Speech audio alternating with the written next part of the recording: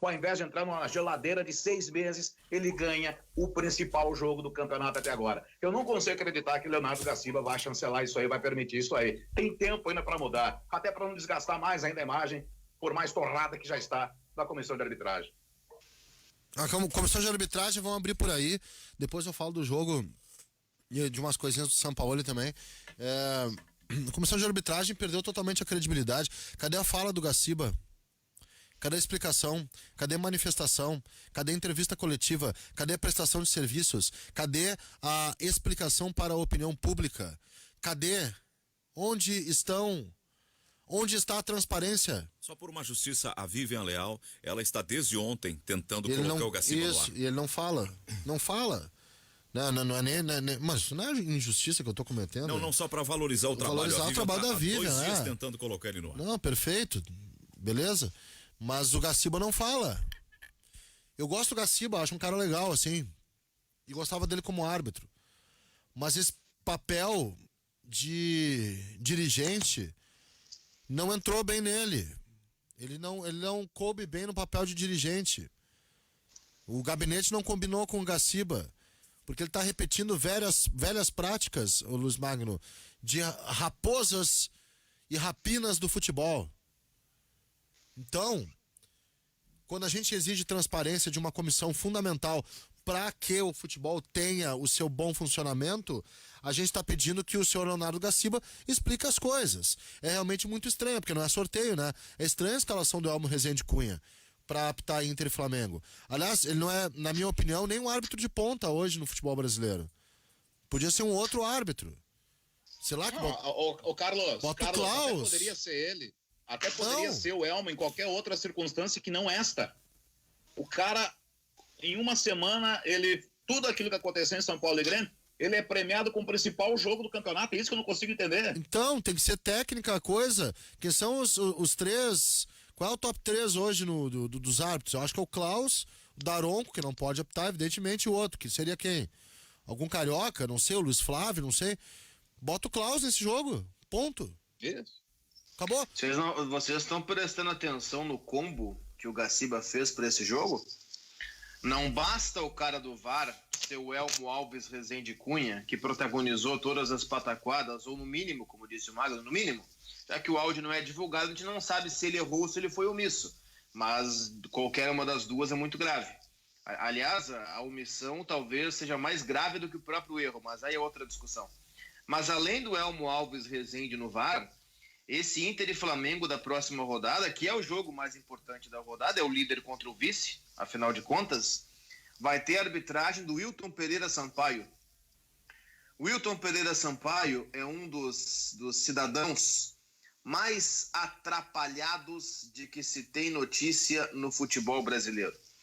Nós lembramos, eu comentei um jogo com ele no apito algumas rodadas atrás, até não sei se não foi Sport Inter, não lembro.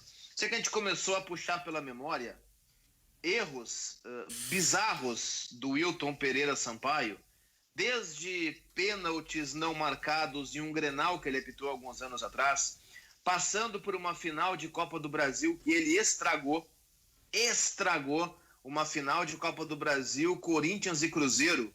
O Corinthians faz um gol e ele anula na origem por uma falta que não aconteceu. Depois teve um pênalti que ele não deu. Uma série de erros assim, Oliveira, absurdos. Oi. Até para colocar um outro erro do Wilton, vocês vão se recordar, acho que foi ano passado, Campeonato Brasileiro, o retrasado, aquele jogo na ressacada em Florianópolis, de chuva, campo completamente alagado, entre Avaí e Palmeiras, que o Daverson simulou um pênalti a 2 metros do Wilton Sampaio. Ele deu pênalti e teve que desmarcar a penalidade porque o VAR disse que a imagem mostrou que o Daverson simplesmente saltou na hora que levaria o combate. Esse é o Wilton. O Wilton, a 2 metros do lance, ele viu o pênalti naquilo. Eu falei desse Grenal, do pênalti não marcado, e o Bruno lembrou qual é o Grenal. Não foi um, foram 3.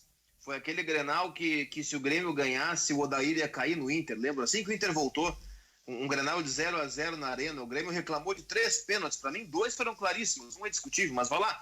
No mínimo 2 pênaltis claríssimos não marcados. Esse é o Wilton Pereira Sampaio. Então o Leonardo Gaciba escalou porque não é sorteio, é escala, ele que define. Leonardo Gaciba escalou para o jogo mais importante da próxima rodada, para o jogo do líder contra o vice-líder do Campeonato Brasileiro, um árbitro atrapalhado, e escalou como premiação no VAR um cara que fez um trabalho absolutamente omisso e ou incompetente no VAR na última rodada, que foi o Elmo Alves Rezende.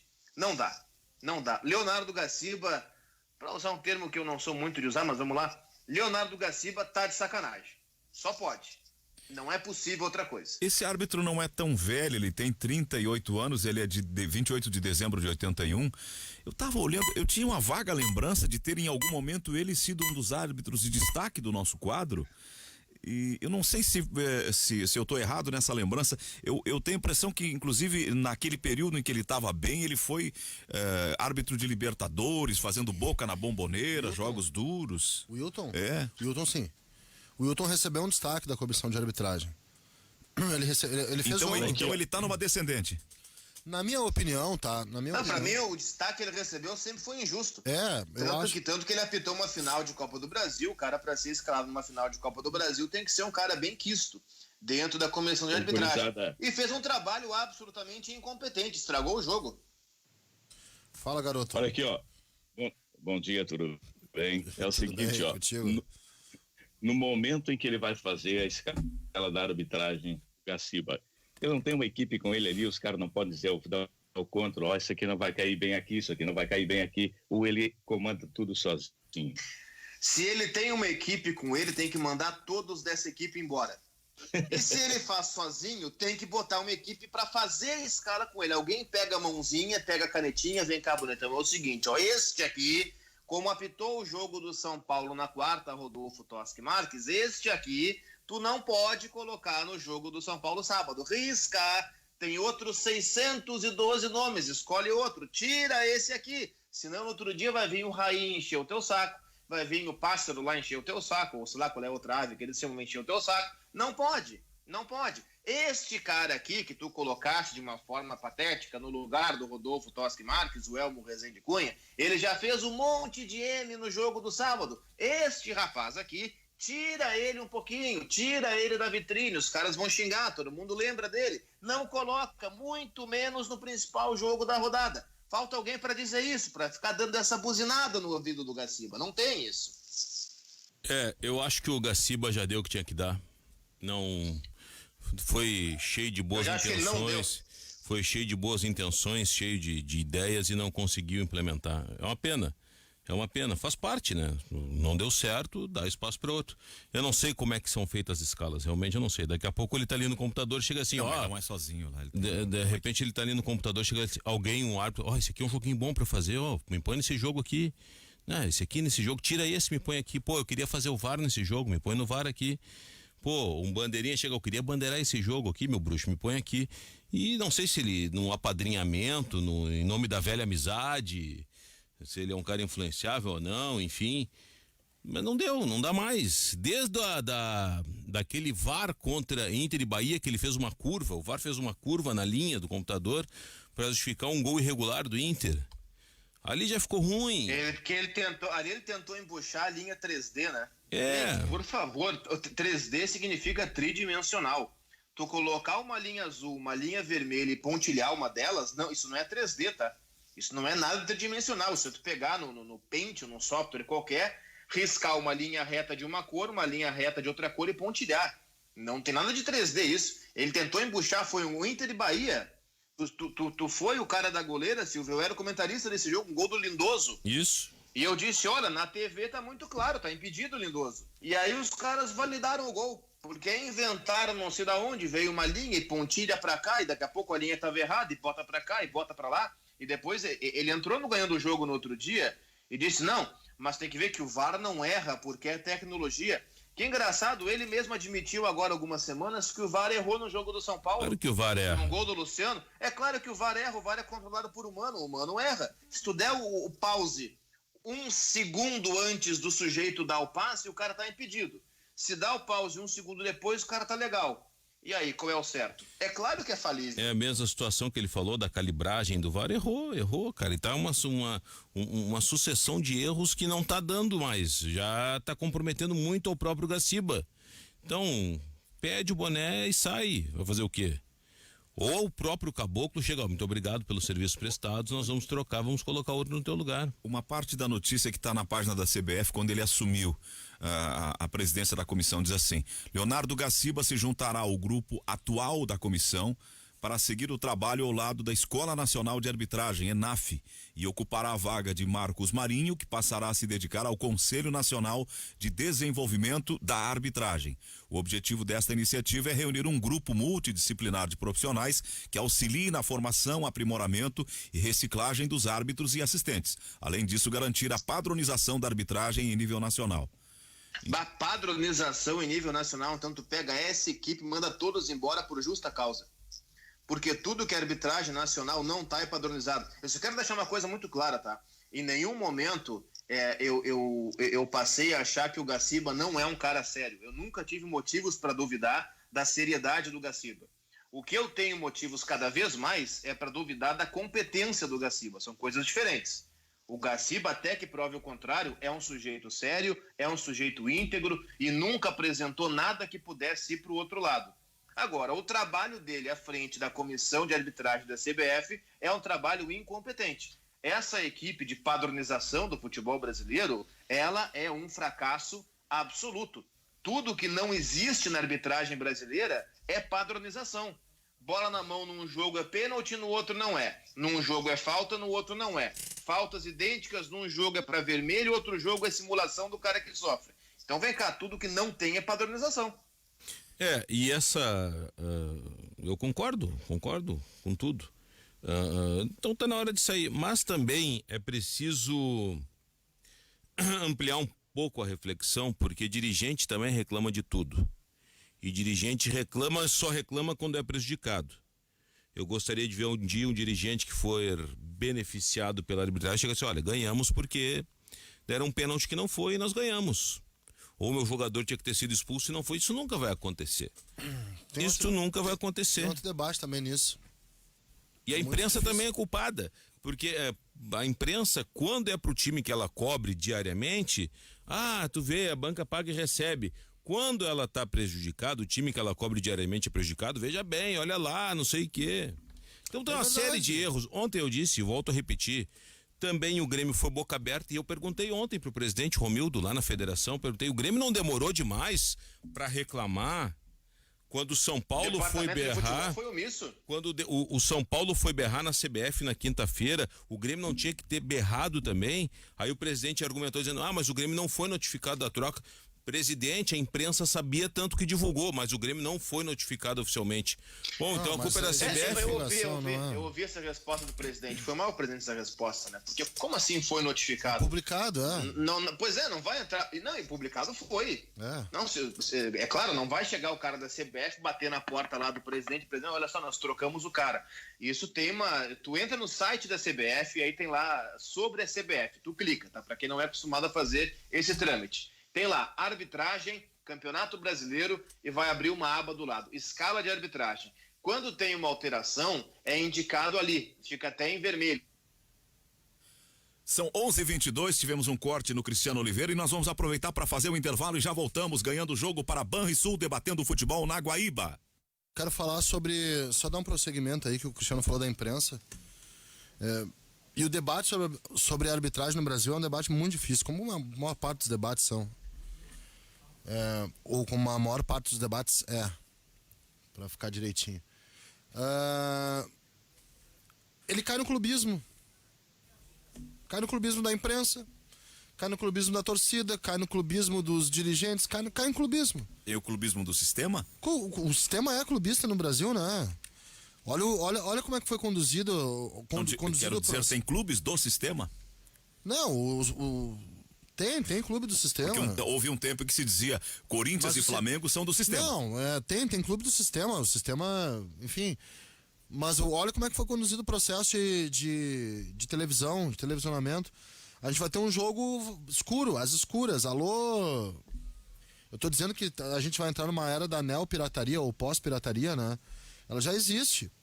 O jogo Atlético Paranaense e Grêmio no domingo, ele vai ser, obrigado, Pepão. O jogo Atlético Paranaense e Grêmio no domingo, ninguém vai ver. Ninguém, só os piratas.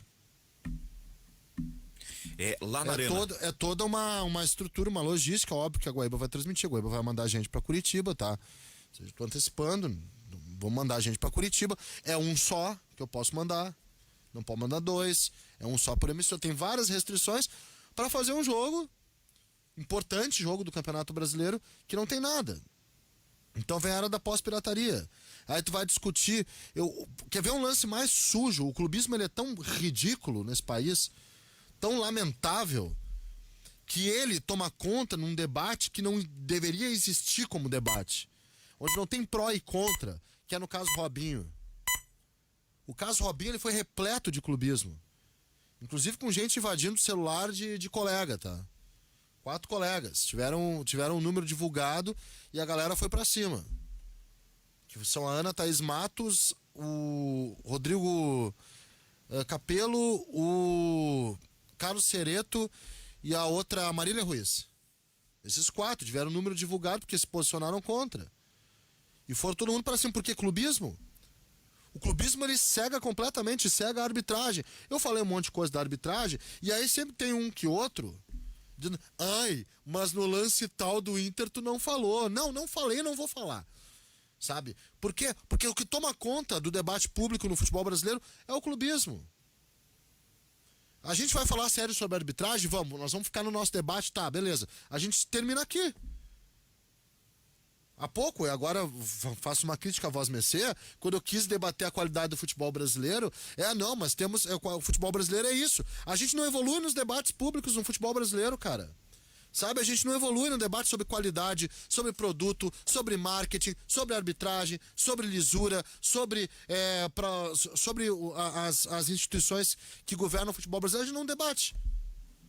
É isso que eu quero colocar. O debate do Robinho é um absurdo clubismo de torcedores do Santos que disseram o seguinte, vocês são contra o jogador, são contra o Santos. E olha o que o Robinho fez, não é contra o Santos, cara, é um crime. Entendeu? É isso só que eu queria colocar, o da arbitragem virou clubismo. Esse é um assunto que veio assim meio enxertado, mas é interessante. Eu comecei porque deu tanta grita em torno da questão Robinho, eu fui tentar entender um pouco mais. E as notícias que estão sendo divulgadas com base no processo, ali é inafastável a culpa do rapaz. Pois é. E houve defesa ou por amizade, bruxaria ao jogador, ou por... E a gente não deve fazer isso. Mas se a gente colocar uma filha, um familiar da gente no centro daquela situação, muda completamente a nossa visão, muda completamente a visão. Se potencializa ainda mais a nossa revolta. Porque o que ele fez, ele participou teria participado, segundo a denúncia e a sentença. Segundo ele próprio, nas gravações que a polícia italiana fez. Obteve, ele participou. Ele confessou no particular. Ele cometeu um crime, cara. Ele tem que pagar pelo crime que cometeu. Eles emborracharam a menina e abusaram da menina no carro dele. Esses debates são interessantes, né? Veja só, o Robinho no Santos seria treinado pelo Cuca. Uhum. Hoje ninguém fala mais do que aconteceu em Berna. Então deixa eu te dizer uma coisa que recuperaram na internet. Sabe o que aconteceu depois dos 28? Eu reli várias coisas a respeito do caso. Lá de 10 de julho de 87. Quando eles ficaram 28 dias, Cuca, Fernando Henrique e Chico. Goleiro. E aí foi o Cacalo, quando aparece a figura do Cacalo. Esse jurídico do Grêmio. O Cacalo livra os 4, consegue a extradição. E quando eles chegam em Porto Alegre, sabe como é que eles chegam? Recebidos por uma festa de torcedores do Grêmio no aeroporto Salgado Filho. Festa. Para receber os heróis de Berna. Eles não eram mais os... Hoje já não seria mais assim, né? E houve uma agenda da imprensa, inclusive. E a gente começa a conhecer depois, com o tempo, o que é enquadramento, o que é agenda e como a gente pode direcionar o foco das notícias, né? A gente faz isso. Dando a entender que a menina Sandra, a suíça, ela não era, entre aspas, não era santa. Ela tinha em 15 anos, 87. né? Não, 13. 13. Ela tinha tamanho 15 ou 13. que aparentava mais idade, mas tinha 13 anos de idade. Então, essa... Estava em meio a um processo de disputa de guarda entre Mas pai e mãe. Eu acho que essa situação, desculpa, Zé, te interromper Não, aí, tranquilo. o do Robinho, do que aconteceu em Berna, do que aconteceu entre outras tantas coisas com pessoas da nossa sociedade, do Rio Grande do Sul, de Porto Alegre, do Brasil, do mundo, e passa pano para um, dá porrada no outro, isso não é uma coisa nossa de agora, isso é coisa do mundo, não é coisa do brasileiro, isso é coisa do mundo, o mundo é assim, o mundo é assim. O mundo é assim, escândalos de Hollywood, de abuso sexual, que agora com grandes artistas, grandes atores e grandes diretores e não sei o que lá. O teste do sofá que dizem que se fazia na época de escalar elenco. A questão da arbitragem, de manipular. Não, é uma questão mundial. O meu zagueiro pode bater na mulher porque ele é macho, agora o zagueiro do adversário se bate na mulher, é a Lei Maria da Penha. Isso é assim. É completamente errado, Orestes, é completamente errado. Esse debate que tu está propondo aí, Guimarães, a gente pode levar, acho que todo ano debatendo 24 horas por dia. Esse debate esses debates, Orestes, já te passo a palavra, por favor. Esses debates, esses pontos que a gente coloca, o futebol brasileiro, ele se organiza conforme a paixão do sujeito pelo clube. Em todas as esferas. Todas. Quando se propõe um debate a respeito de coisas sérias que acontecem no Brasil, sempre vai entrar em clubismo. Por exemplo, tá? Vamos voltar a escândalo de arbitragem, 2005, tá? O torcedor do Corinthians, ele jamais vai considerar aquilo imoral, ele festeja 2005. Mas se fosse contra ele, ele consideraria aquilo imoral. Da mesma forma que tu falaste agora há pouco, tá? São Paulo vai entrar no STJD para anular o jogo contra o Atlético, depois que o Gaciba reconheceu erro no VAR. Só que o São Paulo não vai querer que anule o jogo contra o Grêmio. Mas isso não é só no Corinthians, né, Carlos? Eu tô falando do São Paulo agora também. Tô falando dos outros. Todos! O Grêmio deve comemorar alguma coisa que foi beneficiado por erro de arbitragem. O Inter comemora a Copa do Brasil, aquele a gente já ouviu do Renato, que agora o torcedor fica bravo comigo que eu falo do mito deles. E eu tô jogando mesmo aqui no ventilador para respingar para todo mundo. Também não tô mais. Tô meio sem paciência com essa galera. O Renato já falou que o mundo é dos espertos. Tu lembra, Cristiano Silva? Sim, eu lembro, e vou dizer mais, eu não tenho esse medo aí de vão me bater, vão me xingar, vão me... Não tenho medo, velho. Eu sou pago, eu sou pago nesse espaço, eu tenho que dar uma opinião. Não, eu só tava meio assim, eu tô atirando pra tudo que é lado, porque antes eu ficava meio assim, meio político demais, polido e pisando em ovos, tá? O Renato já falou que o mundo é dos espertos, né? Eu acho que mais os espertos, o mundo ele está sendo dominado por corruptos e influenciador, pessoa que usa da influência, da amizade para obter vantagem em cima de outras pessoas competentes e tudo mais. Mas eu não sei se que pode debater sobre isso, quer falar sobre o Robinho. Eu acho um absurdo o Santos ter contratado o Robinho. Eu acho um absurdo o Rio Branco do Acre ter contratado o goleiro Bruno, ou quando o Ipatinga, que na época era treinado pelo Julinho Camargo, que ele é... Não vi. Que o Julinho Camargo era técnico do Ipatinga, o Ipatinga contratou o goleiro Bruno e o cara tá puxando cana ainda. Eu acho um absurdo pelo crime que ele cometeu. Mas todo mundo tem que ter uma segunda chance. Eu discordo, eu tenho um pensamento um pouco mais radical, mas também não vou falar aqui. Eu achei um absurdo. O Santos agora tá pagando pelo que ele fez. Um monte de patrocinador vou cancelar contrato. E agora, não, vamos suspender. Não foi um rompimento de contrato, foi suspender um contrato do Robinho. E é uma, cara, eu acho uma... O Robinho era um cara que deu tanta alegria no futebol, era bonito ver o Robinho jogar. Que vacilada, cara, que vacilada. Agora tem outra coisa, Orestes. Isto que aconteceu com o Robinho é muito mais comum do que a gente imagina.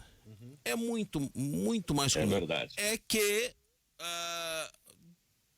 caiu na imprensa, caiu. E hoje os olhos, eles são muito mais apurados para se ver lances. A imprensa denuncia mais. É diferente, mas isso é muito mais comum do que se imagina. Orestes. É o seguinte, com respeito ao Robinho, eu fiquei estupefato, rapaz, que eu ouvi uma entrevista dele. Ele disse o seguinte, O único arrependimento que ele tem desse fato que aconteceu, ele ter traído a esposa. O resto estava tudo normal, mas tem cabimento uma coisa dessa. Quer dizer, ele não está arrependido, para ele tanto faz como tanto fez. Está arrependido só de ter traído a esposa. Um cara assim, cara tem que ser condenado, tem que pagar pelo que fez, né, velho? Isso é parte de uma Muitos narrativa lugares de defesa, né? Não, muitos lugares do mundo, e aí a gente vai para aquela questão lá de 87, envolvendo o Cuca e outros jogadores, mas claro, a gente acaba sempre mais falando no Cuca, porque o Cuca é o mais famoso, e enfim. Sempre existiu aqui no Brasil esta cultura de que o homem pode tudo. Desde o trabalho até as questões domésticas e também nos relacionamentos. Isso que o Robinho também agora, isso 33 anos depois, claro, acontecido já faz mais tempo, mas o Robinho falou agora, e os pronunciamentos de agora, muita gente ainda, não digo que apoia, mas releva o que o Robinho fez. Não é vontade, o homem não pode simplesmente, a questão do sexo não consentido, não é sexo não consentido, é uma coisa que eu li hoje e eu concordo totalmente, é estupro. Se a outra pessoa, se a mulher não quer, é estupro, ponto. Robinho tem lá a sua culpa, os áudios revelados comprovam a culpa, e aí a justiça tem que fazer o seu papel. Foi estupro, assim como aconteceu em 87, e que foi glorificado até mesmo por companheiros muito famosos da nossa imprensa. Uhum. Colocando a menina, uma adolescente, mal virou adolescente, 13 anos, como uma pessoa dada, falando aspectos do corpo da menina, falando uma série de coisas, glorificando o ato dos jogadores, aquela situação lá, que aconteceu em Berna. Bem, são 11... Não era aceitável naquele tempo, não é aceitável hoje, não é aceitável amanhã. Não é Foi um erro. Não é nem aceitável, é crime. É crime, exato, é crime. Não se podia aceitar naquela época, não se pode aceitar hoje, era crime naquela época, é crime hoje. É crime. E que essa cultura mude. Exato, e aí tu falaste a palavra importante, que é uma cultura, né? Que é uma cultura. E o Cristiano falou até que existe. São casos onde acontece mais que a gente pensa. Isso é uma relação de poder, né? Uma relação de poder e de submissão. Quem tem poder, quem tem dinheiro, quem tem o status social, né? Hierarquia social, submete quem não é dessa situação enfim, e faz isso e outras coisas, né? Todos os assédios, todos os abusos, todas as relações são relações de um poder submetendo o outro que não tem poder, seja onde for o poder. Seja poder hierárquico de relação de trabalho, poder social, que existe hierarquia social, né? Aquela falácia de somos todos iguais, isso é legal. É legal em termos de espírito, né? Mas em termos de sociedade, não. Sociedade nós não somos. Tem uma construção social que nos hierarquiza. Sim, hierarquiza. Então é uma relação de poder. É um abuso de poder. E é um crime. É uma violação. E é uma cultura. É tudo isso. Então, é inadmissível que eu veja caras como o Caio Ribeiro. Eu conheço ele, é um bom menino. Cara... O abusador, ele tá do teu lado, é teu amigo, Caio. Deixa eu te dizer isso. Tu não sabe. Ele pode estar do teu lado e ser teu amigo. Ele pode ser teu melhor amigo, inclusive. Ele pode ser teu irmão. E tu não sabe, tá? Tu não sabe. Aquela coisa que fica na entranha, aquela coisa que fica dentro da pessoa. Tu não sabe. Então o Caio é aquele cara que se faz meio de ingênuo pra passar bem. E aí ontem foi constrangedor ele no programa lá. Mas enfim, era só isso, porque eu acho que a gente precisa debater coisas que são relacionadas ao futebol e que fogem do clubismo. E como a gente começou na arbitragem, pessoal, esse debate já foi levado pro clubismo. O Inter agora tá, por exemplo, se tem o Rafael Claus, já tem gente dizendo que não, o Claus não. Tu quer um árbitro que te ajude, as pessoas querem um árbitro que ajude. Mas o Claus é bom juiz. Claro que é bom juiz. É o melhor árbitro brasileiro. Eu também acho. Aí os caras não querem o Claus, porque o Claus uma vez prejudicou o Inter. Cara, sim, nós vamos fazer o seguinte, ó, um árbitro para cada time. Campanha, um árbitro para cada time, e aí todo mundo ficará contente quando vocês vão ser favorecidos, e aí não vão falar nada, vão sorrir, porque aí vão vir com a banca paga, a banca recebe. 11h43, ganhando o jogo, debatendo futebol na Guaíba. Eu tava olhando hoje pela manhã e até fiz umas continhas aqui. Esse é um assunto que que ele acaba não produzindo tanto debate, mas é um dado que me parece interessante a gente ressaltar. São 16 jogos do Galhardo no Campeonato Brasileiro. Alguém me socorre, nós temos 17 rodadas, teve um que ele não jogou, né, gente? Por alguma razão. Eu não sei exatamente qual foi o jogo em que ele não atuou. Mas de 16 jogos do Campeonato Brasileiro, Galhardo fez 14 gols. Se Galhardo mantiver essa média, que é uma média de 0,87 por jogo, ele muito provavelmente se igualará àquele que tem o maior número de gols na história dessa competição. Edmundo? O Washington. O Washington. Com 34 gols. Até não sei em que ano. Em 2004 no Atlético. No Paraná? No Atlético Paranaense, isso, 2004, 34 gols. E ele vai bater, se mantiver essa média de quase um gol por jogo, ele vai bater Dimba com 31 gols, que também não sei o time nem o ano, que é o segundo Dimba colocado. 2001, eu acho que pelo Goiás. Reinaldo, que é o terceiro colocado, com 30 gols. Igualmente, não sei o ano e nem o clube. Reinaldo é 77, o Dimba acho que é 2003. O Edmundo é o quarto com 29 gols. 97. Pelo Vasco, daí era o auge do Edmundo no Vasco. Pô, viu, Zé? Mas então... Sim, eu até acredito. Eu até acredito que possa sim chegar nessa questão, mas uma que é mais próxima é de se tornar o maior artilheiro de times gaúchos em Campeonato Brasileiro. Se eu não me engano, o Christian, em 97, fez 23 ou 24 gols. Esta marca, para não dizer certeza, eu acredito muito que o Galhardo vai bater e vai se tornar o maior artilheiro de um time gaúcho numa edição de Campeonato Brasileiro. O Washington é o recordista, 34 gols na edição 2004. Agora, em média, o recordista é o Edmundo. O Edmundo fez 29 gols na edição 97. A média do Edmundo foi de 1,03 por jogo. Em média de gol por jogo, a do Galhardo é menor. Vai ser menor. É 0,87. É possível ele chegar com 38 gols. Menos jogos. Menos jogos. Não, mas 1,03, eu lembro que ele faz 6 contra o União São João. Eu não sou primoroso em matemática, mas ele tem 14 em 16 jogos.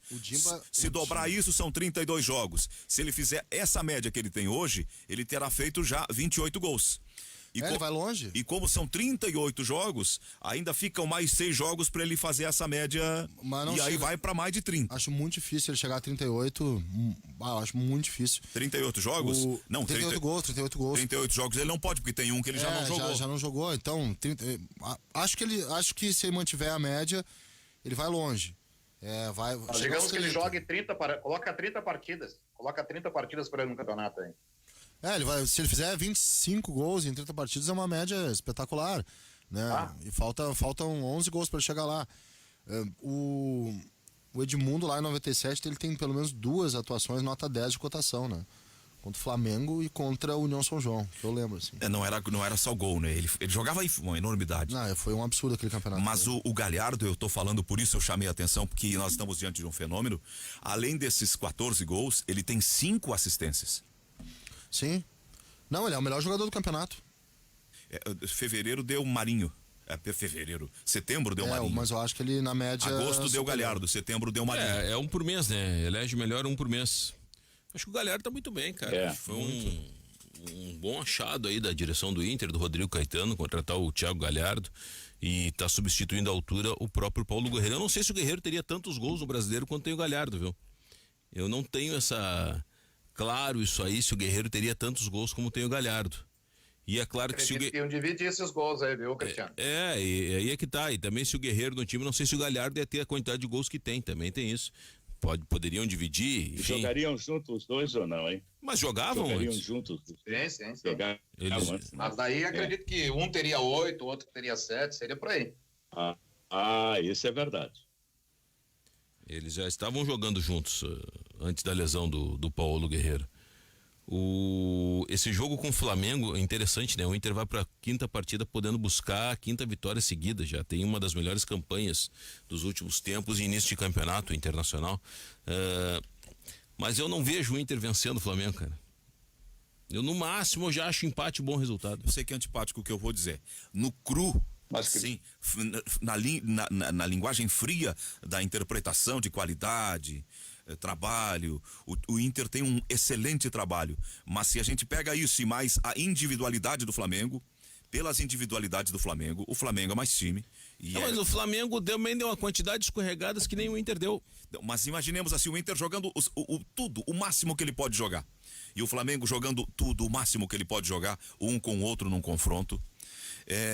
O Flamengo é Flamengo. Não, o que eu quero dizer é o seguinte, o Inter e Atlético Mineiro, o Inter fez 1-0 e ficou atrás e tomando pressão e segurou 1-0. Pode acontecer diante do Flamengo. Também é preciso alertar o torcedor que se tu perder pro Flamengo agora e perder no segundo turno, mesmo assim tu pode ser campeão brasileiro. O ouvinte acho que não entendeu. O jogo do Beira-Rio ano passado, o jogo do Beira-Rio Inter e Flamengo do ano passado, que entregou por 2-1, eu não me recordo se era o Abel ainda o técnico ou já era o Jesus. Vocês recordam? É o seguinte, ó. Eu acho que é o seguinte. Nós Jesus? Tirar Jesus. Porque o Abel. Não, era o Abel. Mas o Abel não caiu no início da temporada? Não, caiu justamente depois daquele jogo, quando ele disse que perder pro Inter é normal. Ah, tá, que ele elogiou o Beira-Rio. Isso aí, isso. Que o Beira-Rio era lindo, não sei mais o que, né? Sim, depois que entrou Jesus, o Flamengo começou a passar por cima de todo mundo. Só para fazer uma explicação que o ouvinte parece que não entendeu. O Carlos Alberto Ribeiro está dizendo: o doutor Odoraldo acaba de chamar Galhardo de fenômeno. Não, eu vou tentar explicar de novo. Eu não estou dizendo que Galhardo é um fenômeno. De que está acontecendo um fenômeno no Rio Grande do Sul, que é o fato do rapaz estar fazendo uma média de gols que vai dar a ele um recorde. Como é que é o nome do querido ouvinte? O Carlos Alberto Ribeiro. E se tu tivesse chamado o Galhardo de fenômeno, o que ele tem a ver com isso? Não, mas só para esclarecer não, o que mas tudo bem, mas se tu tivesse dito, mais alguém entendeu se tu assim? tivesse dito Galhardo é um fenômeno, o que tem a ver com... É a tua opinião, cara. Não, sim, mas é a tua opinião. E eu vou dizer mais, o Galhardo é um bom jogador. E o Galhardo é fenômeno, ouvinte, só para te irritar um pouquinho. Pronto, o Galhardo é um fenômeno. E o que tem a ver com isso, cara? Justamente nesse momento o Galhardo é um fenômeno, é o melhor momento da carreira dele. E é o artilheiro do Campeonato Brasileiro. Nesse momento errado não tá, se o Zé falar. Bem, a ideia de falar de um fenômeno que está acontecendo é o fenômeno, da artilharia. O fenômeno da artilharia. Bom, mas vamos lá. Também. Claro que é um fenômeno. Bem, olha aqui, ó. Gurizada. Oi. Eu acho que o Internacional pode vencer tranquilo o Flamengo. Vocês esperavam que o Bahia desse um chocolate no Atlético Mineiro ontem? Ninguém esperava, né? Não esperava, só o seguinte, ó. Mas não foi chocolate, né? Foi no segundo tempo. Só para usar o termo, mas não foi não, claro que não. Só uma coisinha, o São Paulo não deixa de ser pior ou melhor por isso. Né? Eu sei que tem um tropeço e os times vão passar por irregularidade. Vão passar por irregularidade no campeonato. Todos passam por. O Flamengo passou por irregularidade. O Flamengo passou por irregularidade no ano passado. Com o Jorge Jesus, não, é verdade. Mas antes não tava bem. Existe uma coisa que é a seguinte, ó. Parece que o cara se torna pior por conta de uma derrota ou melhor por conta de uma vitória. Não é. O que eu. Assim, ó, ontem, o que eu li já que o Domenech Torrente é um professor pardal. Que o Sampaoli não é tudo isso. Acham que o São Paulo não é tudo isso. Que o fulano não sei o que. Eu não sei qual é a regra que vocês medem pra ver o que é bom num treinador. É a régua do jogo a jogo. Não, é a régua do não sei. Eu acho que tem que analisar trabalho. Tem que analisar o que o cara te entrega. Entendeu? O que o São Paulo te entrega? Ele te entrega um jogo muito autoral, por exemplo. Só o São Paulo faz essas coisas. Muito autoral. Com risco, muito risco. O jogo do São Paulo tem risco, tá? Ele oferece altos riscos. O jeito que ele coloca o time. Mas ele colocou na conta dos jogadores ontem. Pois é, mas... E também pode ser. É um coletivo. Mas não é de bom tom jogar na conta. Ganha eu, perde todo mundo. Não, é verdade, não é. Isso é ruim. Isso aí tu resolve dentro do vestiário. Exato. Que nem o Cudê diz assim, esse grupo é curto. Não, pera um pouquinho. Né, não olhei, não tinha o Coutinho. Ganha todo mundo, perde todo mundo, meu amigo. Eu também acho isso, tá? Agora, todo mundo mesmo. Porque é o seguinte, muitas vezes, o Diniz não conseguiu vencer o Grêmio, o Diniz não sei o quê. Foi o Diniz que cobrou aquela falta como disse o Magno, no Palácio dos Bandeirantes, lá no final do jogo. Mas foi o Diniz que mandou bater aquela falta, o cara bater, né? É ele que treina, o batedor de falta é o Daniel. Pois é, mas na hora... Não, ali é o Daniel, tá? Ali o cara treina, é sinal que o cara tem uma confiança. Se no momento da falta ele erra... Se é o Leão, quando o Ronaldinho perdeu um pênalti num torneio na Espanha, mas eu não bato o pênalti. O Leão tava certo. Quem é que foi demitido? Leão. Só não pode dizer. Não, cara... Não pode dizer, a culpa não é do Leão ali, não é mesmo? Não é? Não era do Leão. Começamos do jogador. agora pelo aplicativo, estamos somente no Facebook e no aplicativo da Rádio Guaíba na internet. Isso é que nem o Lorissandro no Inter Juventude, que o Thiago Salete foi sair com a bola, perdeu, deu gol do Juventude. Aí ele vem na coletiva, pois é, o meu Figueiredo aqui saiu jogando, aí o que deu. Aí o Gavilã queria surrar o Lorissandro. Não pode ser, Cristiano, o erro individual não pode ser acreditado ao técnico. Isso vale pro Gaciba também, né? Às vezes o erro do árbitro não pode ser atribuído ao Gaciba, mas há sempre uma responsabilidade objetiva do que responde pelo processo, o que comanda o sistema. Quem escala? Porque ele é que acaba escalando, né? Então, claro, quando tem o erro pessoal, aí para demonstrar que o sistema não compactua com o erro, aí vai lá, chama o cara, recicla, retira, vai lá, orienta, não coloca na próxima escala, que é assim que se expressa a tentativa de correção do processo. E é isso que parece que tá faltando. Não, é pertinente isso aí, essa questão do Gaciba, porque ele pode ter não errado no primeiro momento, mas a partir do condicionamento feito pela direção de São Paulo, tudo aquilo que aconteceu, e agora dá o melhor jogo do campeonato, ou o principal jogo do campeonato, o cara que testou a situação se tornar aquilo que deu, aí é erro do Gaciba. A frase do técnico, já que nós estamos falando da questão da responsabilidade e os limites pelos quais responde o treinador. Aspas, creio que nós demos um presente ao rival. Não havia nenhuma possibilidade que o Atlético perdesse esse jogo. Infelizmente, presenteamos com ações demasiadamente grosseiras. A explicação da partida não tem a ver com o que faz o rival, mas sim com o que nós fizemos. Uma partida totalmente controlada, cheia de superioridade, mas com pouca eficácia nas duas áreas. Ele está dizendo ele tá dizendo que os atacantes dele foram negligentes na hora de definir o lance. A única coisa que eu acho que ele... não depende do rival. Bom, como não depende do rival, se tu rateou o rival, guardou, depende do rival também. Ele estava pronto ali, o Gilberto, para fazer o gol de uma entregada do Guga. Pronto, cara. Depende do rival também. O rival tem que estar esperto. Sampaoli criticou também os erros na tomada de decisão dos jogadores de ataque, que não tiveram chances, mas não conseguiram ampliar a vantagem quando o Atlético vencia por 1-0. Isso, Zé, isso aí o Sampaoli falando, eu concordo com ele, tá? Mas o vestiário... Bom, a gente tem que ver também como é que funciona da porta de vidro para dentro do vestiário. Se ele tem o grupo na mão, ele pode ir lá e falar, olha aqui, eu já defendi vocês, agora é com vocês. E se ele é o gestor e consegue controlar os caras, não tem problema. Eu digo mesmo do Cudê. Se o Cudê vem na coletiva, diz que o grupo é curto, que ele não tem Felipe Coutinho no banco, que o grupo é limitado, mas se da porta de dentro os caras entendem, respeitam e concordam e compram o barulho, a campanha do Inter tá aí. Porque se os jogadores não gostassem, tá bom, então o grupo curto, põe lá, deixa assim, puxa o freio. E o Atlético, eu imagino que seja a mesma coisa, porque este mesmo Atlético, este mesmo Sampaoli, cobrou da direção 2 meses de salário atrasado e cobrou em nome dos jogadores. Olha aqui, vocês prometeram, vocês vão cumprir. E os caras, não, sim, senhor. Aí foi lá a patrocinadora que tá contratando o Deus e o mundo e botou na conta dos caras. Aí ele brigou pelos caras. É isso que eu tô te falando. Mas a frase dele é uma transferência de responsabilidade. Aspas pro que ele falou. É um tema falando sobre a questão dos atacantes e os erros nas tomadas de decisões. É um tema mais especial, totalmente mais pontual, que tem a ver com a capacidade dos jogadores de definir cada jogada. Isso não é comigo. Errou o Cristiano na frente do goleiro. E quem é que chutou, o Sampaoli ou o Cristiano? Não, o Sampaoli está dizendo, entre aspas, quem aí eu posso questionar, eu posso questionar se ele escalou o cara certo para bater ou se ele escalou o cara errado. Eu posso dizer, Sampaoli, se tu tivesse botado outro, o gol aconteceria. Pareceu ter havido, Orestes, aquilo que antigamente chamavam numa linguagem da época, salto alto. O Galo meio que se sentiu inflado, foi um pouco arrogante, subestimou o Bahia, que jogou como um leão, né, que estava brigando por comida. Pois é. Mas o detalhe, Orestes, é o seguinte, tem o seguinte, o Bahia não tá brigando por prato de comida, tá brigando para não cair, para não entrar no Z4. E outra coisa, o Bahia também, teve a sua competência. Tem sim, especialmente do Gilberto ontem. O primeiro gol foi uma falta que ele bateu que o goleiro rebateu.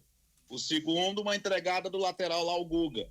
Entregou no pé do Gilberto, que driblou o goleiro, lá o Igor, que está até agora dando o carrinho lá, já deve ter chego ali por perto de Teresina, mais ou menos, naquele carrinho que ele passou reto, que o Gilberto cortou ele. E o terceiro gol, aquela arrancada.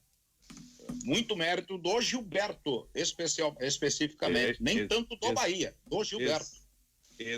Exatamente. É que o cara teve competência, teve qualidade, que eles têm que valorizar o trabalho também do Bahia, né?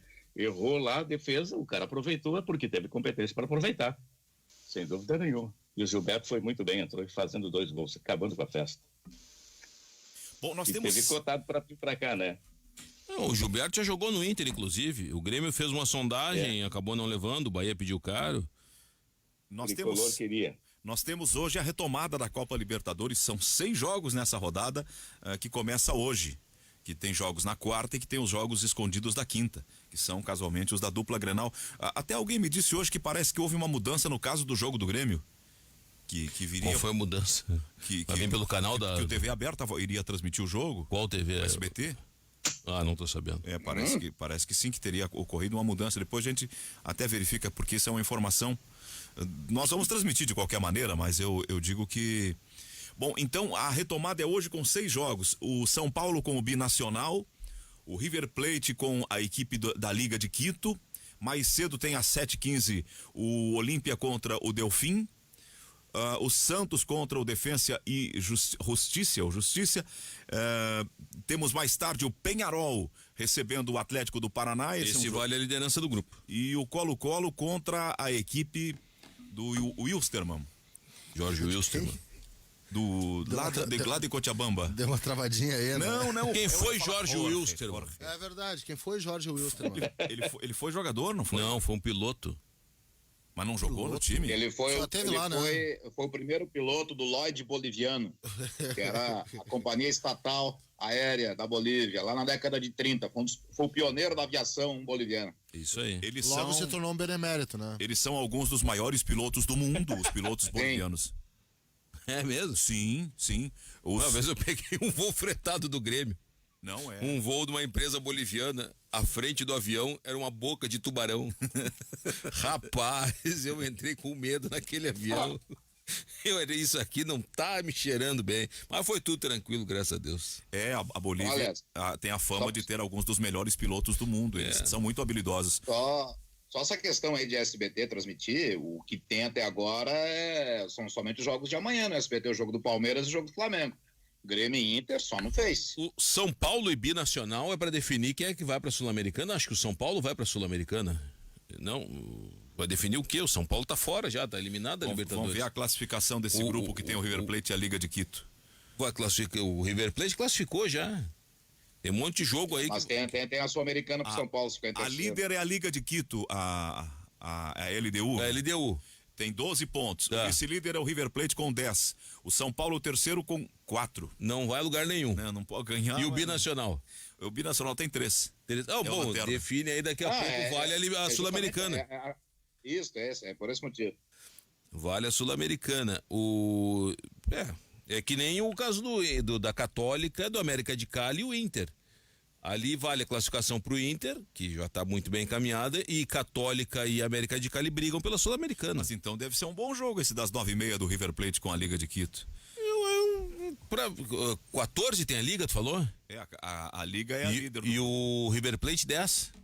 Não vale nada também. Então, 12 e 10. 12, bom, aí vale a liderança do grupo. Que dá vantagens para a próxima fase, né? Não são muitas, mas dá a vantagem. Dá vantagem. Bom, e a rodada prossegue com os jogos da quarta-feira. Nós teremos às 7h15 amanhã o Racing contra o Estudiantes de Mérida. Também às 7h15 o Nacional do Uruguai com a Aliança de Lima. E o Independiente Del Valle joga às 9h30 contra o Barcelona do Equador. E aí a despedida do... Como é que é o nome lá do cara de Maurício? Miguel Ángel Ramírez. Miguel Ángel. É a despedida do Miguel Ángel Ramírez. É um nome bem característico, né? Especialmente Ele é espanhol. Depois do sobrenome Benítez, que fica bem claro. É Ramírez. Miguel Ángel. É Ramírez, não é Benítez. Não, Ángel, Ramírez. O Benítez não, pode ser outro. Benítez, que também vai dar no mesmo. Como é que é o nome do Benítez? Ramírez e Benítez. Bom, então amanhã... José de la Cruz Santa Cruz Benítez.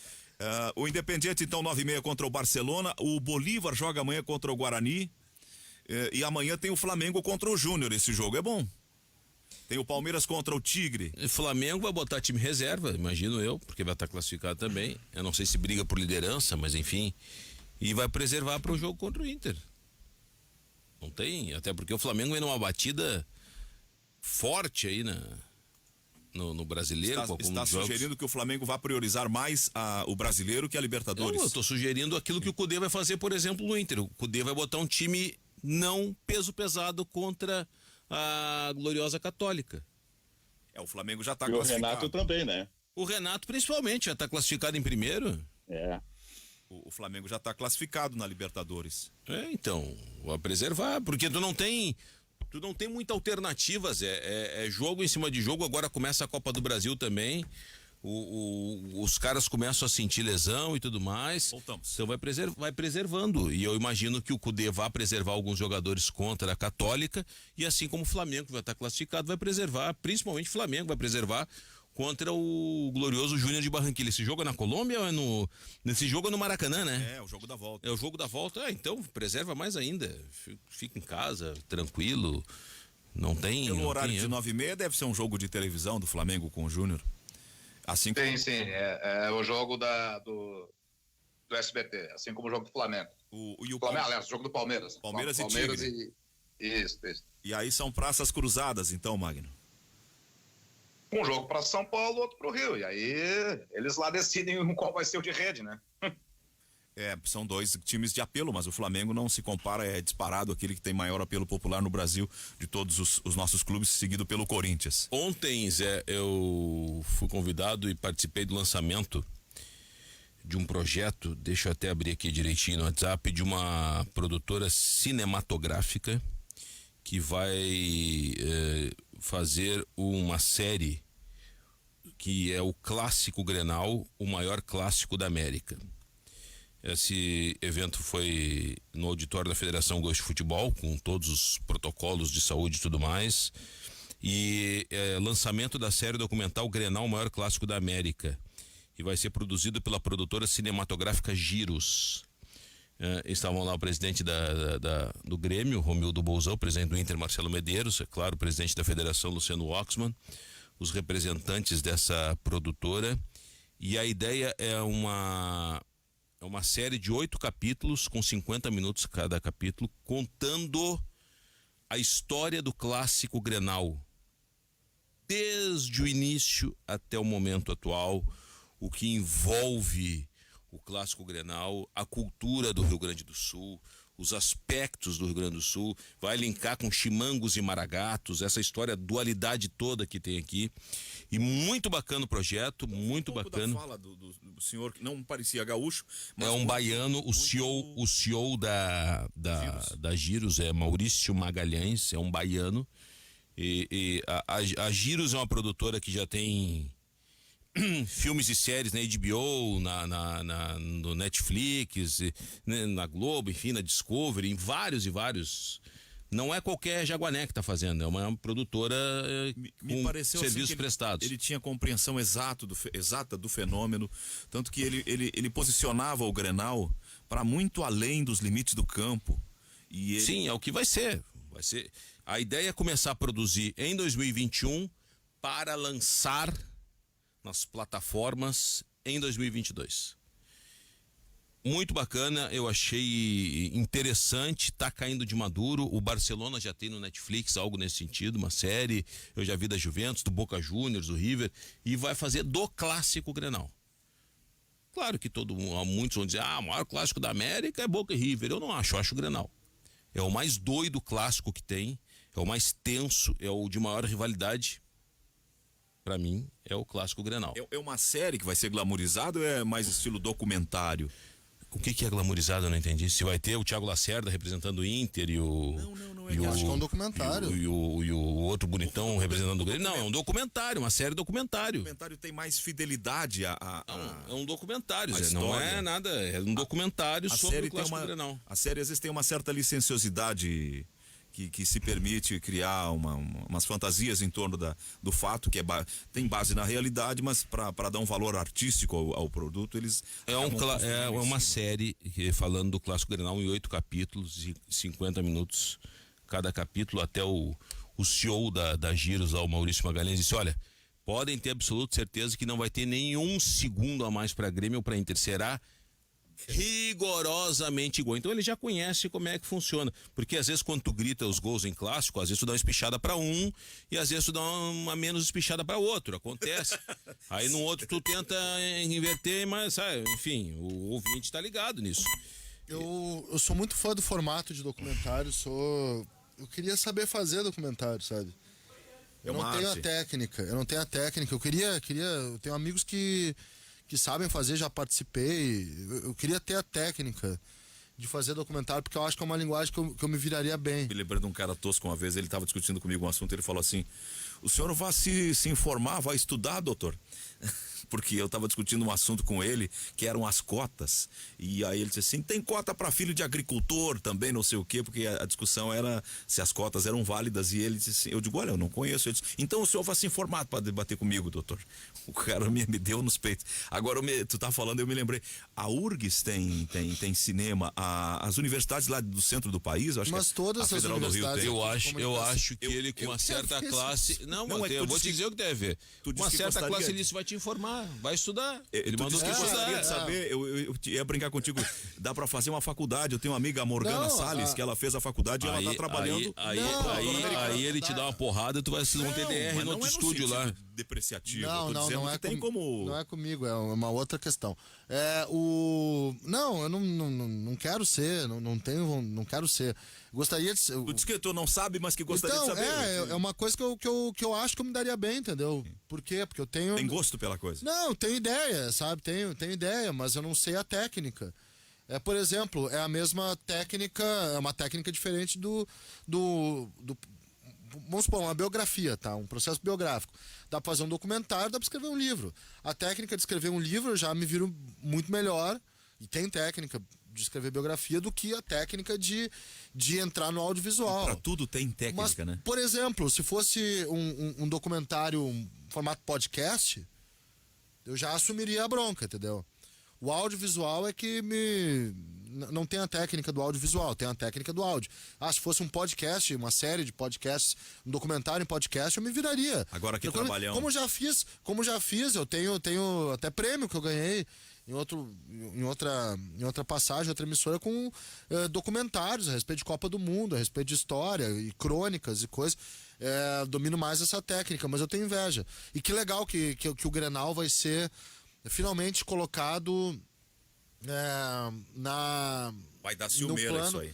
No plano audiovisual. Vai dar ciumeira entre eles lá, os diretores. Vai dar ciumeira pelos caras. Aqui tem uma história. Quem é o cara que vai fazer isso aí? Tu tem? O diretor? Não. Não tem? Eu tô lendo o material que foi divulgado e eu até mandei pra todo mundo no grupo. Evidentemente que ninguém olhou. Evidentemente que ninguém olhou, mas vamos lá. Tem uma parte assim, por meio do diálogo entre as torcidas, também teremos a oportunidade de ouvir diferentes versões para os mesmos acontecimentos. Por exemplo, qual a maior goleada? Vocês lembram? Qual é a maior goleada em Clássico Grenal? 10-0. Pois é, aqui diz, para os gremistas foi indiscutivelmente a do Clássico de estreia, 10-0 para o Grêmio. Mas era no tempo da bola de tempo. Não, mas tudo bem, mas é Grenal, velho, estreou, o que tu quer que eu faça? Vai apagar a história? Mas aí tem um fato aqui que eu já não sabia, pelo menos. Já entre os colorados, do círculo, já os colorados, circula a história de que no Grenal 55, o Inter aplicou 11-0 no Grêmio. Lembra disso aí? Não. Isso aí foi em 1947, se não me engano. Mas era 9-0. Sim, o jogo teve 5 gols anulados. Isso aí, o Cristiano Oliveira já sabia. 5 gols foram anulados. Aí ele põe verdade ou lenda urbana. Isso aí vai ser também colocado nesse documentário. Claro, é Grenal. O Grenal desses gols anulados é verdade. A lenda urbana que se criou em cima desse Grenal é que o árbitro disse para os jogadores que Grenal não podia ter muito gol, e a partir daí foi anulando cada um que acontecia. Essa é a lenda, mas o jogo de fato teve 5 gols. Mas vem cá, esse árbitro foi escalado pelo Gaciba. Isso aí é o tataravô do Gaciba que fez isso. Não queria. Aí, ó. Aí vocês vêm falar que isso aí tá entranhado, cara. Do mesmo jeito que teve o Grenal. Nós vamos anular esse Grenal aí. Da Revolução Farroupilha, que teve um Grenal do campeonato dos 100 anos da Revolução Farroupilha, em que o Eurico Lara defende um pênalti. Esse é o fato do Grenal. A lenda que se criou a partir dali é que o Lara já era muito doente naquela ocasião, até é verdade. A lenda que se criou a partir daí é que depois de pegar o pênalti ele foi direto para o hospital e morreu no mesmo dia, então foi... Nossa. Isso é a lenda, ele morreu 2 meses depois, nada a ver com aquilo. Mas, de fato, ele pegou um pênalti naquele Grenal. Não, mas ele é cheio de lendas. Se eu não me engano, o Lara tinha tuberculose ou pneumonia e... Tinha, ele morreu disso, inclusive. Sim, e fumava muito, mas não morreu defendendo um pênalti. Lara, a lenda é essa, mas não é verdade. Ele não morreu defendendo um pênalti. Ele defendeu o pênalti, mas é óbvio que ele não morreu em campo, né? Como a lenda contou depois. O Guimarães perguntou, tá aqui a ordem dos episódios, o Carlos Guimarães. Evidentemente que pode sofrer alterações...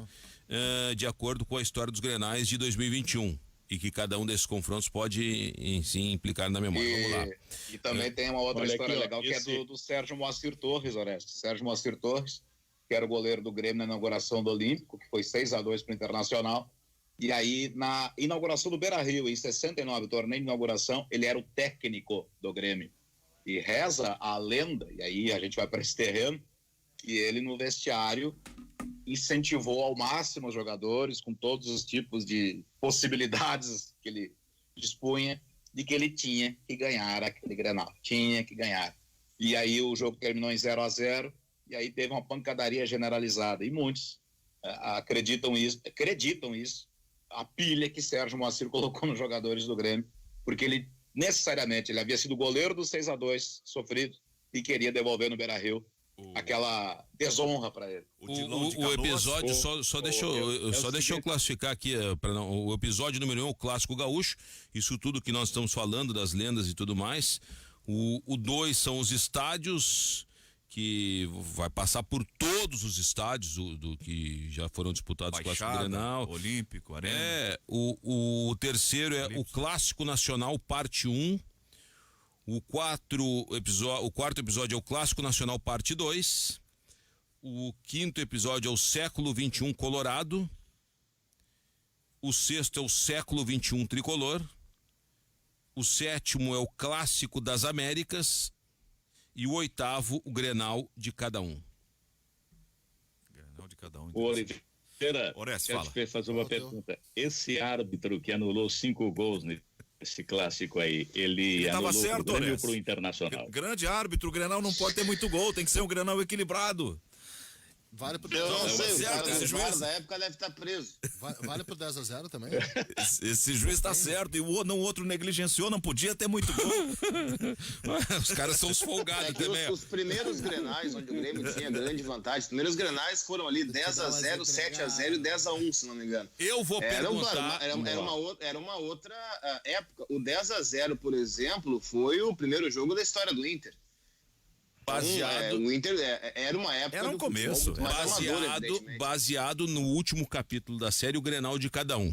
Boa. Antes eu quero fazer um registro aqui, o Sérgio Couto botou e mandou pra ti, diz pro Zé Aldo que a Terezinha Morango vai ser vivida pela Vera Fischer. Tu queria saber se ia ser um... Não, Zé, é brincadeira, Não acredito no Serginho, pô. É brincadeira. E tu, como porta-voz dele, eu acredito mais ainda. Sim, mas eu sou um canalha, eu sou um patife. Para muitos até mau caráter eu sou. Mas vamos lá. Beijava o cara com aquele batonzão. Então imagina a Vera Fischer se ela me encontra. Qual foi o teu Grenal, José Aldo Pinheiro? Não, tu vai ser o último. Os narradores eu vou deixar por último. Que a gente fez com o Papagaio, com o seu Milton. Esse foi o teu Grenal. Esse foi o teu Grenal. O Grenal do céu. E o teu Grenal, Carlos Guimarães? Não acho que seja meu Grenal. Não, é o teu Grenal, aquele que tu é especial. Não tem nenhum, pra mim nenhum é especial. Desculpa dizer, decepcionar todo mundo. Mas pra mim o mais importante Grenal da história, pelo emblema, é o Grenal do século. E o teu Grenal, Orestes de Andrade? Olha, eu não sei o meu Grenal, antes de entrar para Guaíba, eu narrava muitos e muitos Grenais também. E na Guaíba, eu não fiz nenhum Grenal que fosse destaque assim, porque o Adubini fazia tudo. Mas não tem, mas só um pouquinho. Tu nasceu narrando na Guaíba, tu não tem um Grenal da tua infância. É que vocês. Desculpa te decepcionar, garotinho, mas tu não narra o Grenal, segue, meu velho. O Grenal, ele depende das nossas. E antes de tu entrar pra imprensa, tu tinha Grenal, tu viu o Grenal. Tu torceu. Vamos lá, eu vou seguir. Ô Luiz Magno, teu Grenal inesquecível. 1º de agosto de 2010, estádio Beira-Rio, 0-0, Campeonato Brasileiro, primeiro Grenal que eu narrei.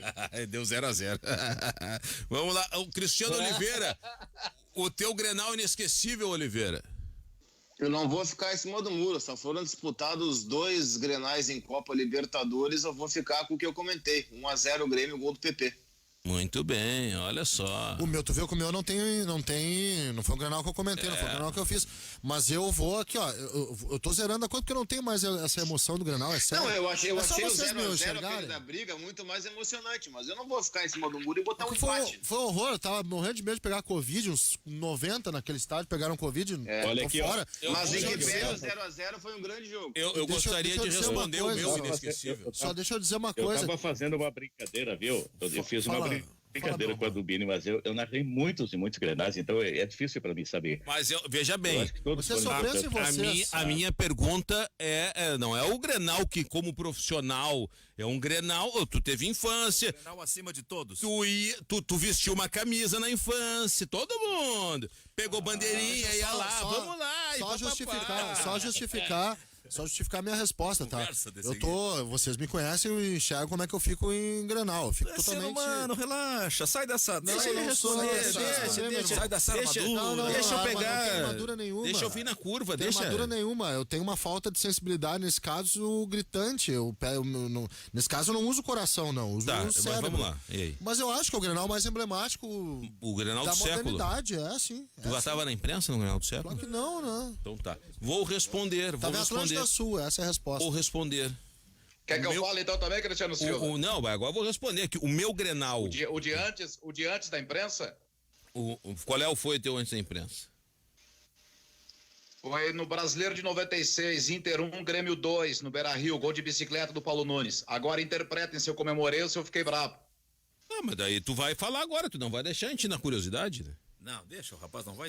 Interpretação livre. Não fica forçando. Grenal marcante, eu tinha 12 anos, ouvindo lá em Santo Ângelo. Eu sou o árbitro. Fiquei feliz ou triste, agora fica para todos dirimirem esta questão. Tá, eu só vou fazer apenas uma pergunta. Tu tava no Beira-Rio ou não? Eu tava em Santo Ângelo. Ah, bom. Senão eu te perguntar se tu tava na goleira do placar antigo ou se tu tava na goleira do gigantinho. Eu já assisti jogo na goleira do placar antigo, já assisti jogo no lado do ginásio Davi Guzmão. Isso aí não vai me pegar nessa aí, Cristiano Silva. Já assisti jogos tanto num quanto no outro. Senhoras e senhores ouvintes, guaibeiros e guaibeiras, do alto da minha humildade, vou responder. O meu Grenal inesquecível, Estádio Beira-Rio, 1987. Jorge Veras vem na linha de fundo, dá um traquezinho de nada e o Tafarel aceita o maior peru que eu vi da história. 1-0 Grêmio. Por isso que tu nunca bota o Tafarel em seleção nenhuma do Inter. Esse foi o meu... Espera um pouquinho, vou. Este foi o meu primeiro Grenal em um estádio de futebol. Estava no Beira-Rio, atrás da goleira. Vi Tafarel tomar o maior peru que eu vi na vida. Evidentemente, do lado da torcida do Inter. Todo mundo sabe que a minha infância é torcedor colorado. Como vocês ampliaram para Grenal o clássico como profissional, então vou eleger o meu clássico como profissional. 1998, abertura do Campeonato Brasileiro, Grenal no Beira-Rio também, 1-0, gol de Christian, de pênalti. Então mas o meu Grenal da infância foi esse. Foi o frango do Tafarel. E eu não vou dizer, interprete, é que eu tava lá na arquibancada do Beira-Rio. Os meus Grenais como... Viu, Cristiano? Então, esse Grenal que você foi o primeiro como profissional, esse 1-0 do Christian, eu ouvi o Adubini narrando esse Grenal no Del Rey do Tiotobrino, lá em São Luís Gonzaga. Isso aí, senão as pessoas não vão entender. Eu tô há um tempo já nessa primeiro coordenação de transmissão, depois coordenação de cobertura e coordenação de acho que é uma sina ou um dom, não sei. Cara, eu não tenho Grenal inesquecível. Eu comentei poucos Grenais também. Eu acho que eu não tenho Grenal inesquecível como imprensa. Pra mim são basicamente iguais. Tu quer que iguais. É aquela coisa que a gente brinca, entendeu? No sábado, no pré-jogo, O que a gente está debatendo para os ouvintes que ligaram o rádio agora vai ser produzido uma série, o Grenal, o maior clássico da América, que eu perguntei para todos qual o Grenal inesquecível. O Serginho tá ouvindo, o Serginho que dizia, é sempre a mesma coisa, não sei o quê. No domingo de manhã, no domingo antes do jogo vai ter, quando era Olímpico e Beira-Rio, vai ter o deslocamento da concentração pro estádio, vão dizer que estão passando pela Avenida Tronco, sempre se diz que estão passando pela Avenida Tronco. Mas era o trajeto. Sempre a Avenida Tronco, vão chegar, vai ter problema técnico, vai ter briga, vai ter o cara que não aparece, vai ter... No dia anterior vai ter o Yura lá, o Príncipe Jajá falando do jogo. É sempre. Isso é o bom do casamento. Mas ali a mesma relação, mas ela se renova. Que bom que tu se empolga com isso, meu querido. Legal. Mas eu acho que em termos assim de jogo marcante vai de cada um, evidente. E em relação à transmissão, acho que daqui a pouco pode ter um detalhe de ter feito bem o trabalho que possa fazer diferença, ou um jogo propriamente marcante. Eu lembro que no Grenal 400, por exemplo, que é um Grenal histórico, um Grenal de número cheio, que o Inter venceu 2-1, 2 gols do Rafael Moura. Eu lembro que antes do jogo eu fiz ali uma espécie de desenho indicando por onde cada um dos times podia fazer os gols. E todos os gols do jogo saíram exatamente por aquilo que eu tinha mostrado. Acabou sendo marcante dos times. Claro que os técnicos não prestaram atenção, mas enfim, foi uma espécie de leitura antecipada. O Grenal do 5-0 eu era o comentarista, o Grenal do 4-1, aquele do Alan Ruiz, eu era o comentarista. São grenais históricos e que a gente guarda. Agora, em termos de importância, eu acho que um Grenal de Libertadores da América foi espetacular, e pode ter de novo na próxima fase, porque o Grêmio vai passar como o primeiro, o Inter vai passar como o segundo, e aí tem uma chance em 8 de ter mais um Grenal, dessa vez em mata-mata de Libertadores. Na minha cabeça a gente vai começando a falar e vão surgindo tantos Grenais, mas eu preciso fazer um intervalo, a Vivian já me chamou a atenção, só para não deixar de dar o recado que ontem eu comecei e alguém me atravessou e eu não dei o recado, o ouvinte me ligou depois reclamando, tô magoado contigo, pessoal sentimental. Então vamos lá, o Dilon ele diz assim: Zé Aldo, será que neste documentário sobre o Grenal vão colocar o pênalti marcado pelo Agomar Martins, que depois do peitaço do Oberdan colocou a bola pra fora da área? Isso aí foi em 77? Não, mas eu acho que o Dilon pode se candidatar pra uma vaga de roteirista. Ele pode ajudar. Não, mas muita gente. Manda pra ser roteirista. Muita gente. Tem uns caras que viveram muitos Grenais que podem colaborar com a produtora. Como é o nome do cara da padaria? Gente boa? João Padeiro? João Padeiro sabe muito sobre os Grenais. Mas é verdade, eu vou te falar o seguinte, eu falo às vezes com ele. Eu acho que é uma obrigação, um dever da produtora, da Giros, vem fazer uma consulta nos arquivos do Correio do Povo, da Folha da Tarde e do arquivo da Rádio Guaíba, em relação a áudios. Então deixa eu citar, já que é parte de pesquisa, tá? Não estamos, um deles já faleceu e o outro tá vivo ainda. Vou começar, um gremista e um colorado, tá? Vou começar pelo lado colorado, na minha opinião, maior pesquisador de internacional vivo. Foi por muito tempo meu consultor, o cara que trocava figurinha comigo. Às vezes ouve aqui, chamado Cláudio Dissmann, tá?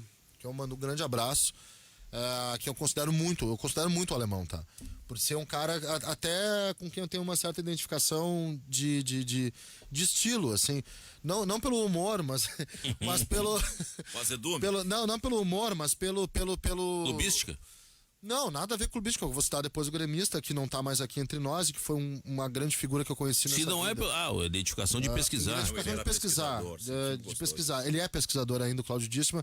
É um cara que me ajudou, me cedeu material e para quem tá nessa área da pesquisa é uma grande referência. Tá? Uma grande referência, um grande pesquisador. Cláudio Dissmann tem que ser ouvido para esse documentário, é a sugestão.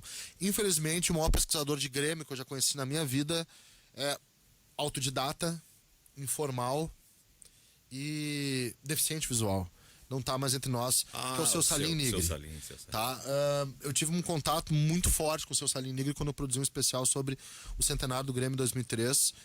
Eu sempre fui metido em fazer essas coisas, e para mim ele representa assim a essência da pesquisa gremista. Não tenho com todo o... Tem o Fábio Mundstock, que é um cara bacana, que sabe fazer pesquisa também, que se interessa por isso. Tem outros caras que fazem isso. Dyson Santana, cara. O Dyson Santana, é verdade. Num outro viés, o Léo Gershman. Mas como o seu Salim Nigri, com o respeito que eu tenho... Um livro, né? O Davi escreveu com o Nico Noronha, o que não tá mais entre nós também, a História dos Grenais, que é um belo livro, tá? É um livro muito bom. Mas como o seu Salim Nigri, eu não conheci. Um cara, um pesquisador de memória, ele é não sei se existe o termo, mas no campo da história, ele é um memoriólogo, digamos assim, o seu Salim Nigri. Então, para mim, são as duas maiores figuras, infelizmente o seu Salim não está mais aqui, que já fizeram pesquisa sobre ele era o guru do Lauro, né? Ele era, eu conheci o Salim pelo Lauro. Fazia coluna e ele sempre... Eu conheci o Salim pelo Lauro, naquelas coisas, Lauro, grava aqui um negócio sobre, não sei o que, Lauro, tia, não lembro. Liga pro Salim que ele vai lembrar. Eu liguei pro Salim e fiquei horas, né? E aí eu conheci o Salim, por isso, quando eu fiquei muito próximo dele, repito, quando eu fiz especial sobre o Grêmio. E no lado colorado, e de futebol gaúcho também, o Cláudio Díssima, que ainda tá nativa, me manda recado de vez em quando. O Tyson, eu posso dizer que é uma espécie de herdeiro do seu Salim nessa questão de Grêmio, de pesquisa sobre o Grêmio. Tive o prazer de trabalhar com o Dyson na minha primeira passagem como estagiário na Rádio Guaíba, em 2003. O meu orientador, o Dyson, na produção. E muito ele sabe de Grêmio. É hoje sim o principal pesquisador das coisas de Grêmio. Bem, a gente vai pro intervalo, só que passando pro Magno a pergunta, eu não sei se ele mora no Canadá, porque ele colocou Adriano Canadá, e pelo número dele que parece que é um número de fora. Magno, se o gol do Paulo Nunes foi de bicicleta ou de pucheta? Eu não sei por que ele tá te fazendo essa pergunta, mas ele mandou isso aí. Não, para mim foi bicicleta. Que Grenal foi esse? Não sei que... Eu tava nesse Foi no Grenal, Brasileiro de 96. O Não. Dinho fez o primeiro gol do Grêmio. Brasileiro o Inter 96. empatou com o gol do Murilo e o Paulo Nunes fez 2-1 de bicicleta. Esse jogo foi um dia de semana à noite, né? Não, foi de tarde. Foi um domingo à tarde. Pode ser. Mas eu tava nesse jogo, hein? Intervalo, são 12h36, nós já voltamos. Tem um pequeno... Fala, Magno. Não, justamente. A pergunta do ouvinte lá do Canadá foi muito capciosa. Quanto eu achar que foi de bicicleta ou de pucheta o gol. E aí, como eu disse que foi de bicicleta, várias pessoas já estão me marcando em Twitter, dizendo que por eu achar ter sido um gol de bicicleta, aquele do Paulo Nunes, que eu sou gremista. Nada me impede de ser colorado e achar que foi bicicleta. Só quero deixar isso bem claro. E um bom amigo lá de Caxias do Sul me mandou um recado dizendo que o gol do Paulo Nunes foi o primeiro, não foi o segundo. Foi logo a 5 minutos de jogo, o gol de bicicleta do Paulo, ou de pucheta, como alguns também dizem que foi, enfim. Eu acho isso fantástico. O seu Cláudio Medalha tá dizendo que ele estava atrás do gol, Magno. Como? O seu Cláudio Medalha disse, foi num domingo à tarde e de pucheta. Eu estava atrás do gol do placar eletrônico. Certo. Até o Edu César mandou isso, foi do dia 22 de setembro, esse Grenal no Beira-Rio. E aí o Paulo Nunes fez o gol, de bicicleta ou de pucheta, e aí o Murilo empatou no segundo tempo e o Dinho, cobrando um foul, fez o gol da vitória do Grêmio.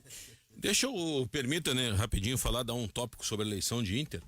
Ontem entrevistei o presidente Marcelo Medeiros. Esta semana, na sexta-feira, todo mundo tem que escrever as chapas para presidente, candidatura a presidente e também renovação do conselho. Está acontecendo algo muito interessante. Quando eu falava aqui e digo que a política de clube ela está com um aspecto tão nojento quanto a partidária e que o pessoal pensa só no poder e no objetivo de alcançar o poder, custe o que custar, o pessoal do I9 Inter, que é o que vai ter a candidatura do Alessandro Barcelos como presidente, eles estão reclamando já há algum tempo, nos últimos dias, que o candidato José Aquino Flores de Camargo está prometendo e buscando dentro do I9 Inter, e parece que o povo do clube também, votos prometendo Olha, você vota em mim no conselho, eu vou te dar uma posição legal na nominata para renovar no conselho deliberativo.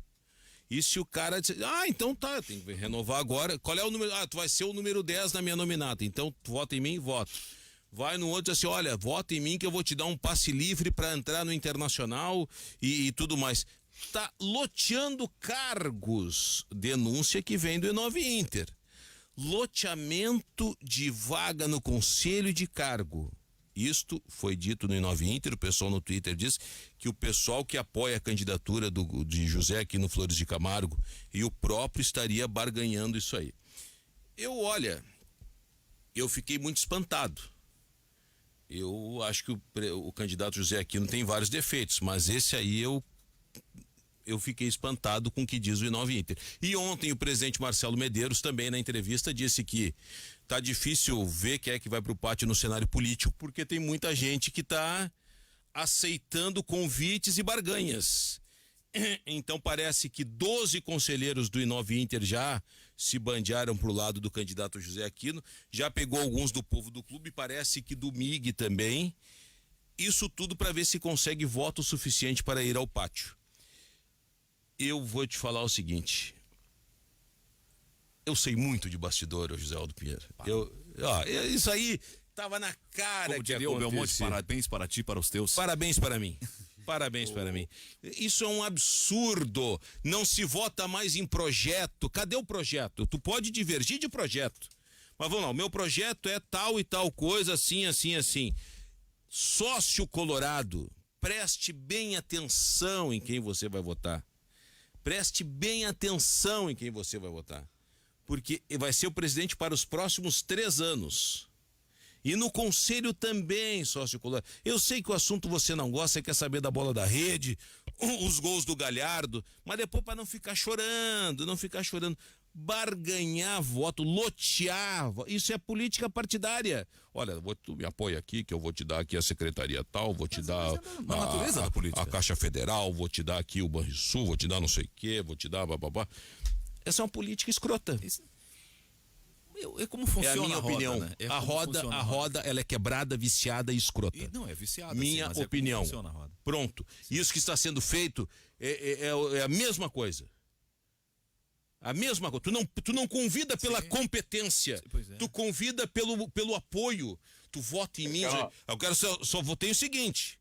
A gente vai ver depois no conselho se vai ter trairagem ou não. Me apoia, põe meu nome lá e o cara não vota. Mas a antipatia ou essa independência gera a ingovernabilidade.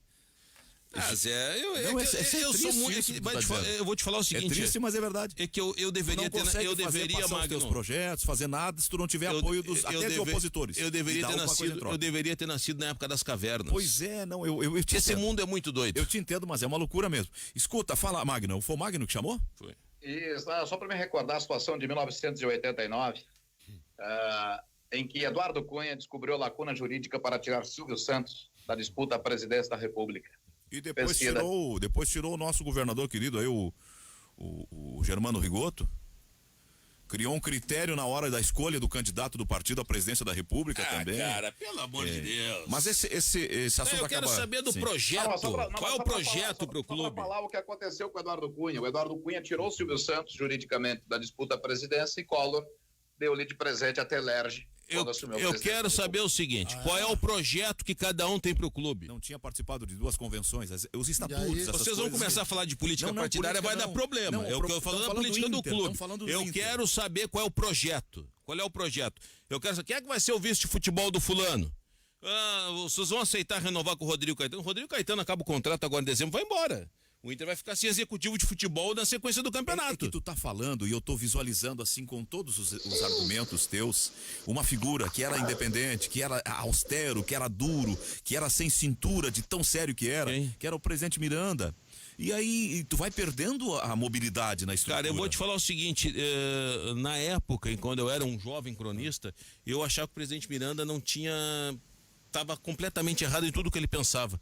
Hoje, e pesquisando a época, o que para mim passava en passant, assim, a coisa... Ele acertou e muito. Sim. E muito do crescimento do Inter se deve a Fernando Miranda naquela época, onde ele não ganhou Grenal, não chegou em final de Gauchão, O Inter era uma pindaíba danada e ele começou a construir um alicerce. Exatamente. Muito se deve. Agora, é um cabeça dura, é um cara que é um antissocial, que teve muitos problemas por causa disso. Que tu diz. Mas muito se deve o Inter a isso aí. A filosofia Fernando Miranda. Bem, o que eu queria propor assim, eu tava lendo, eu leio as colunas de manhã, hoje aliás paguei teu café lá onde eu leio as colunas. Apagou? O de ontem, que Obrigado. tinha ficado. E eu tava lendo a coluna do colega concorrente, o Leonardo Oliveira, e ele traz um dado que me estarreceu, eu não tinha noção. Ele fez uma crônica sobre o Christian de Souza, que é técnico do Veranópolis e que é o líder de um movimento para tentar reestabelecer o futebol nas divisões do futebol do Rio Grande do Sul, que a federação suspendeu tudo. E aí eles estiveram com o presidente Romildo para vender o projeto deles. E aí esse foi o dado que me chamou a atenção. Conta aqui a matéria que o Grêmio não revela um jogador de ponta, um jogador de seleção, que seja gaúcho há 11 anos. O Douglas Costa. O último foi o Douglas Costa. E que o Internacional, o último jogador gaúcho foi, aproveitado, foi o Ailon. Ele era do Brasil de Pelotas, não sei, há 7 anos. A dupla não pega. Na verdade, se ele coloca o Ailon como uma revelação. Rodrigo Dourado nasceu na Escócia. Se ele coloca o Ailon como revelação, o Jean-Pierre é gaúcho, tá? Quando é que veio o Dourado pra cá? O Jean-Pierre é um jogador com muito mais nível que o Ailon. Não, mas aqui não há questão do nível, aqui é a questão do aproveitamento de mão de obra genuinamente gaúcha. Que o interior tá brigando para restabelecer a atividade dos times da divisão de acesso e tudo, porque O Jean-Pierre é de Porto Alegre. Parou as competições. E o interior está querendo convencer a federação, os grandes clubes, que é importante a atividade do interior. É importante a atividade do interior, esse é um assunto bem legal. Eu só concluo mais 2 dados, claro. Então, desse contexto. No Brasil de Pelotas, de todo o grupo, apenas 3 são gaúchos hoje. O Brasil de Pelotas, que está na Série B, praticamente não aproveita mão de obra local. O Juventude, 5, e todos jogadores da base do Juventude. Deixa eu só colocar, então, acho digno esse movimento, tá? Mas também é um movimento que não vai resultar em nada. Vou explicar por quê. O futebol se globalizou, como em todo o mundo.